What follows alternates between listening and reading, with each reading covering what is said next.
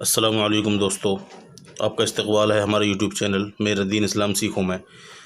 قرآن کریم سیکھو سیریز کا ہم چھٹا پارٹ لے کر حاضر ہیں۔ آج ہم پڑھیں گے پیش۔ ہم نے زبر پڑھ لیا ہے، زیر پڑھ لیا ہے، اور یہ بھی پڑھ لیا ہے کہ زبر، زیر اور پیش کو کس طریقے سے پڑھا جاتا ہے اور کھینچا جاتا ہے یا نہیں کھینچا جاتا۔ تو زبر، زیر، پیش کو بالکل نہیں کھینچا جاتا کیونکہ یہ حرکت ہیں اور حرکت والے حرف کو جلدی پڑھا جاتا ہے بغیر کھینچے۔ جیسا کہ ہم نے زبر پڑھ لیا تھا، یہ زیر پڑھ لیا تھا، اور آج ہم پیش پڑھیں گے۔ بسم اللہ الرحمن الرحیم۔ پیش۔ پیش کو بھی معروف پڑھا جائے اور مجہول آواز سے بچا جائے۔ جیسا کہ زبر اور زیر میں بتایا گیا تھا، یہ زیر کو بتایا گیا، زیر کو معروف پڑھیں، اور پیچھے زبر کو بتایا گیا تھا کہ زبر کو معروف پڑھیں۔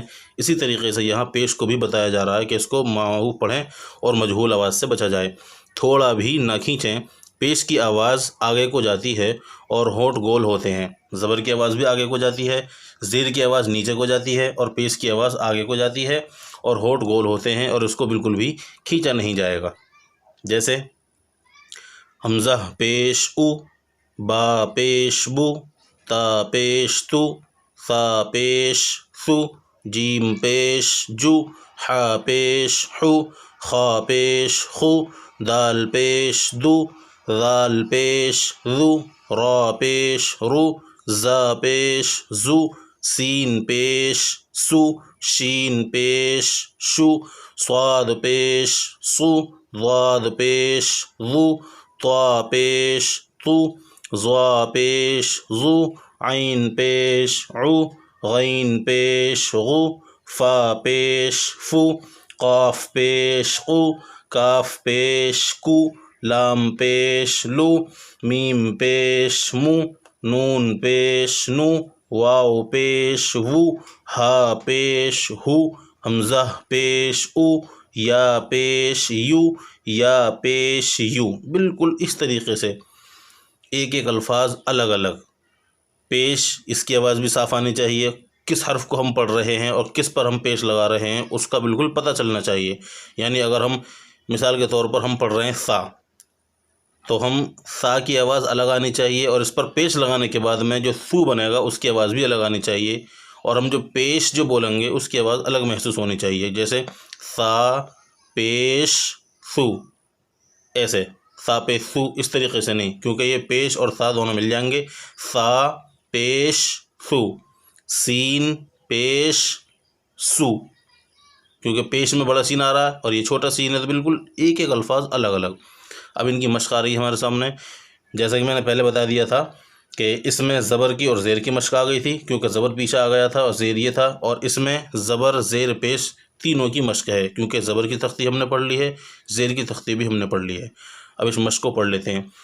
را پیش رو، سین پیش سو، رسو، لام پیش لو، رسولو، تینوں بالکل برابر، نہ کوئی کم نہ کوئی زیادہ۔ یہ حرکت ہے، اس کو اس طریقے سے پڑھا جاتا ہے۔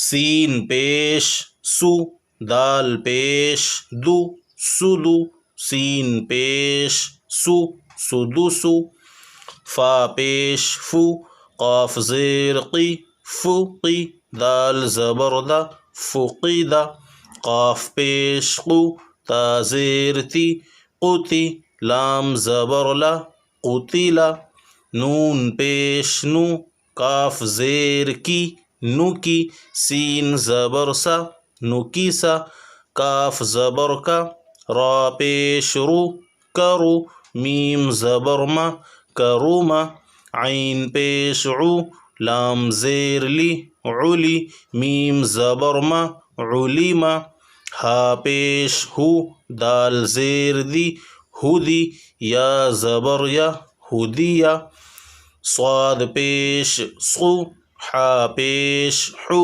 صحو، فا پیش فو، صحف، واو پیش وو، سین زیر سی، وسی، عین زبر ع، وسع، قاف پیش قو، دال زیر دی، قدی، را زبر را، قدیرا، نون پیش نو، صاد زیر صی، نصی، را زبر را، نصیرا، اس طریقے سے۔